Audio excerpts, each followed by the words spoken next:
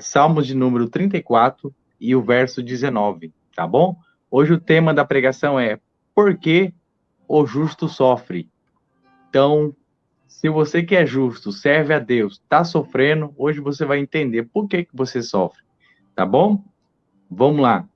Salmos de número 34, verso 19, que diz assim: Muitas são as aflições do justo, mas o Senhor o livra de todas. Amém?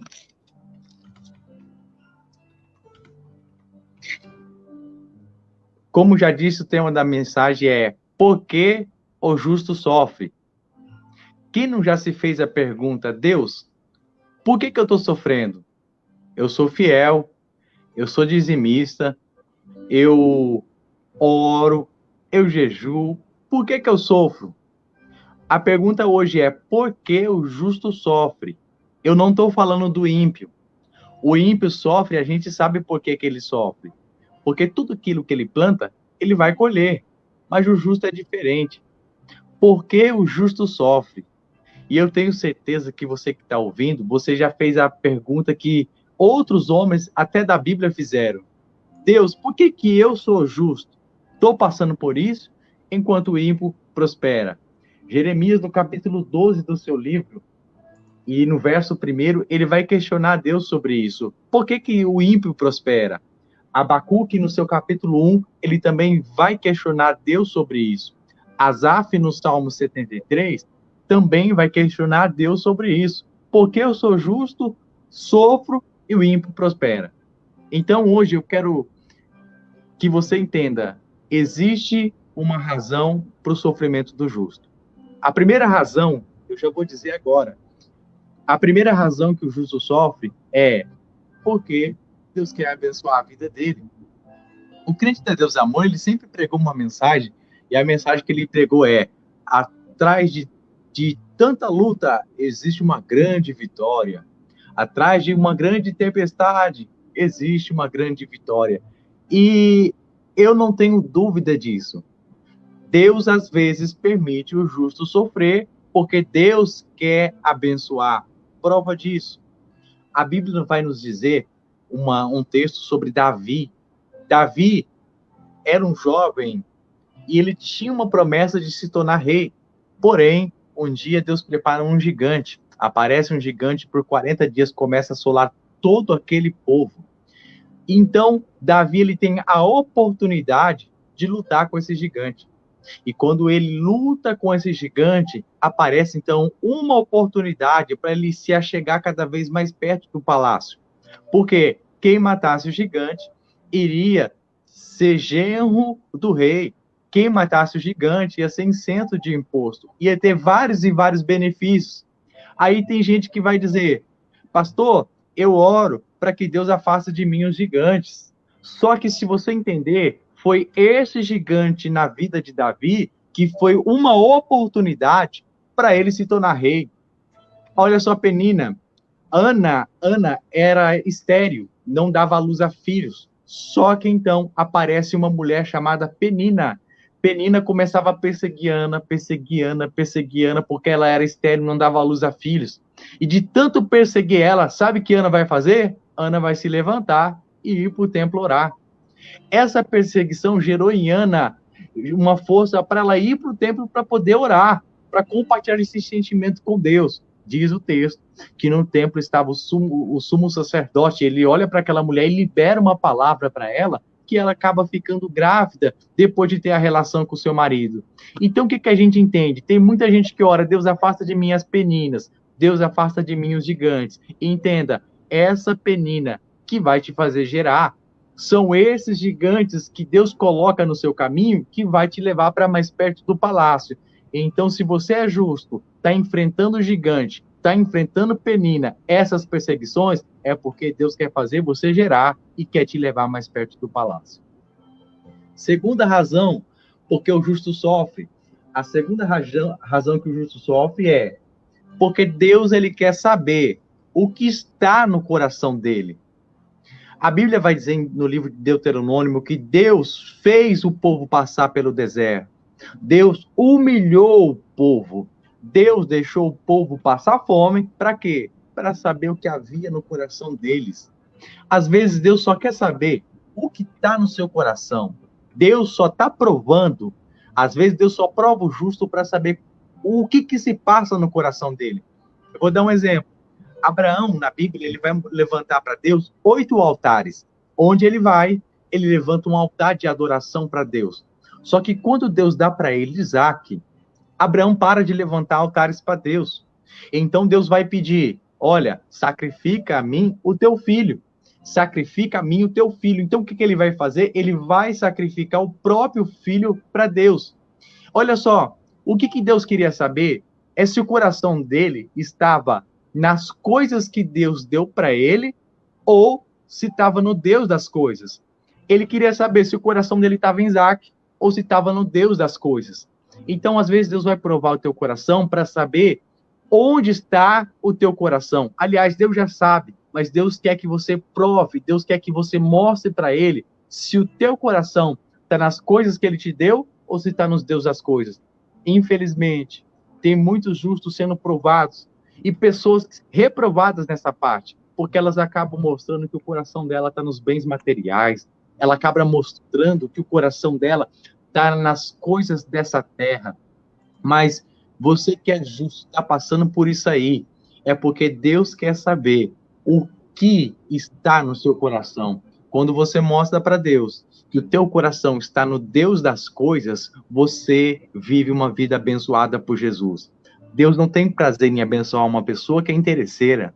Deus não tem prazer em abençoar uma pessoa que só quer estar com ele para revirar os bolsos dele. Deus não tem prazer em abençoar uma pessoa que é ingrata. Então, quando a gente se achega a Deus, a gente tem que se achegar sem interesse nenhum. E quando a gente prova isso para Deus, Deus, ele sempre nos abençoa e provê o cordeiro. Terceira razão, porque o justo sofre, é porque Deus quer fazê-lo ficar mais forte. Deus quer fazê-lo ficar mais resistente. Você já se perguntou por que o barro ou vaso ele tem que passar pelo fogo? Depois que o oleiro ele pega o barro, ele molda o barro, ele faz ali um vaso, o vaso ele tem que passar pelo fogo. E às vezes você é justo e está perguntando para Deus, Deus, por que eu estou passando pelo fogo? Olha só, parece que a minha vida está passando pelo fogo, eu não aguento mais essa fornalha na minha vida. Meu querido, entenda uma coisa, o fogo, ele deixa o barro mais resistente. O fogo deixa o barro mais forte. Pega um vaso depois que saiu do fogo, você pode bater, ele está mais resistente. É isso que Deus quer fazer, você colocar resistência na sua vida. Infelizmente, tem pessoas que estão se afastando de Jesus por nada, se desviando por nada, trocando Jesus por nada, porque pessoas sem resistência. Então, às vezes, nós temos que passar algumas dificuldades, sabe por quê? A dificuldade, as fornalhas da vida, ela traz em nós, ela gera em nós maturidade. Você não vai alcançar maturidade sem passar pelas fornalhas da vida. Você não vai alcançar de Deus resistência sem passar pelas fornalhas da vida. As fornalhas da vida nos deixam mais resistentes e mais firmes com Jesus, nos deixa mais fortes. Quarta e última razão, por que o justo sofre? A quarta e última razão que o justo sofre é porque Deus quer se relacionar com ele. Olha para a Bíblia, percebe-se do livro de Juízes aos Reis, aos Crônicas, todos esses livros que a gente percebe, tem um declínio. O povo, Deus prospera o povo, só que o povo abandona Deus. Então, Deus castiga o povo, depois o povo se volta para Deus. Deus abençoa o povo, então o povo se esquece de Deus. Depois Deus tem que voltar a castigar o povo mais uma vez. O problema das pessoas é que ela tem essa facilidade de se prostrar a outras coisas quando está abençoada. Então, às vezes, Deus ele prova o justo para que o justo venha se relacionar mais com ele. Como isso? Um dia, uma mulher na Bíblia, ela acorda de manhã, ela olha para os seus braços ali por perto, e ela vê o filho. E quando ela percebe, o filho dela está morto, não está mais respirando. E ela começa a entrar em desespero. Ela pensa que deitou em cima do seu filho e matou ele na madrugada. Só que quando ela vai andando pela casa, ela percebe que tinha outra mulher na casa, estava com uma criança.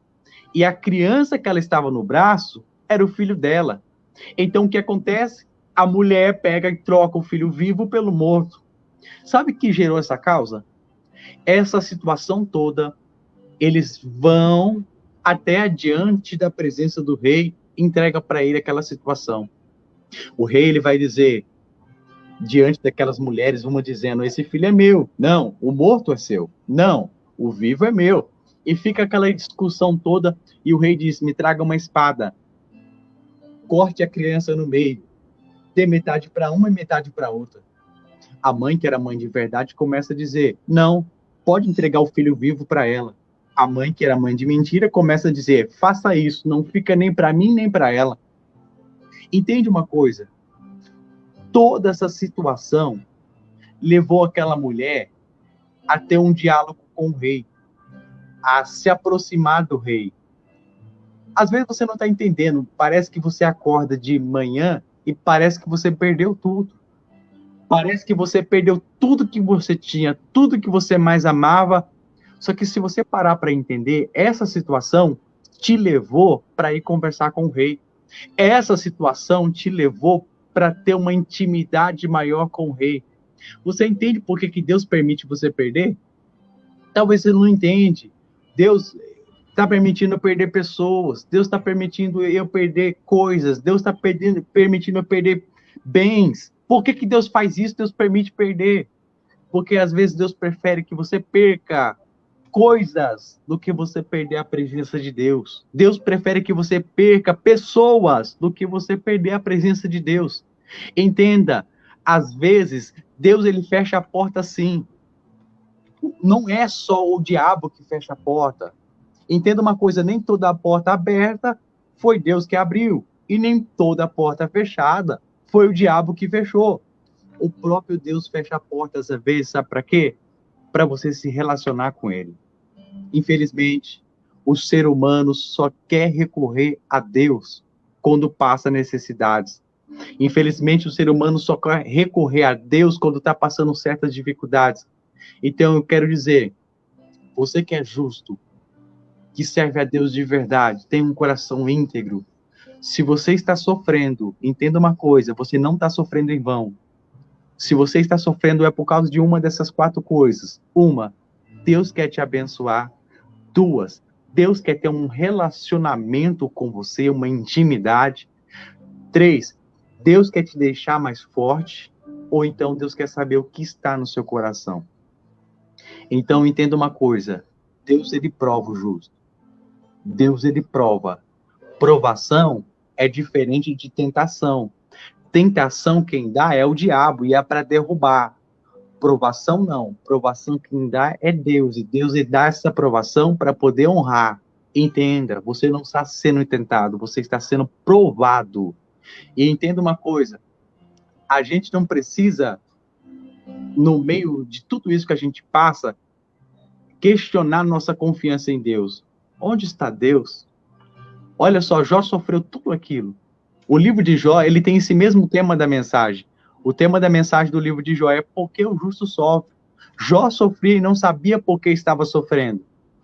Então, quando a gente sofre, tudo que a gente tem que fazer é confiar em Deus. Mostrar que a nossa confiança está totalmente nele. Mesmo que a gente esteja passando tudo de ruim, a nossa confiança deve estar em Deus.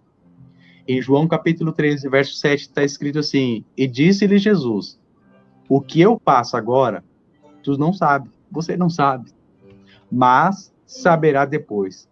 Tem coisas que você não vai entender agora. Então, você precisa confiar que no tempo certo, Deus traz à tona e faz você entender tudo aquilo que você passou. Então, você que está me ouvindo, você serve a Deus, é justo, está passando por tudo isso, eu digo para você, descansa em Deus. Descansa em Deus que Ele tem todo o controle sobre a tua vida. tá certo? Fica com essa palavra aí, que Deus ele venha alcançar a tua vida de uma forma grandiosa, tá certo?